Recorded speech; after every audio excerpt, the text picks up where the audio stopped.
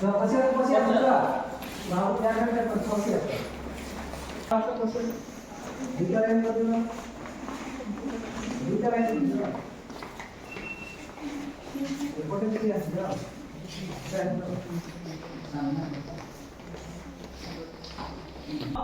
तो ସେଥିରେ ଯୋଉ ମେସିନ୍ ଗୁଡାକ ଅଛି ସେଗୁଡା କଣ ମ୍ୟାନୁଆଲି ହାତରେ କାମ କରିବ ହେଲା ନିଜେ କରିବାକୁ ପଡିବ କିନ୍ତୁ ସେହାର କଣ ହେଲା ଆଡଭାନ୍ସ ଭର୍ସନ ହେଲା କଣ ସିଏନସି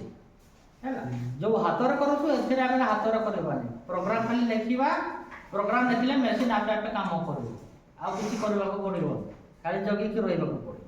ହେଲା এই দুইটা ହେଲା କଣ ମିଲିଂ ମେସିନ୍ এই দুইটা ହେଲା ଆମର এই ତିନିଟା ହେଲା ଆମର କଣ ଲେଡ୍ ମେସିନ୍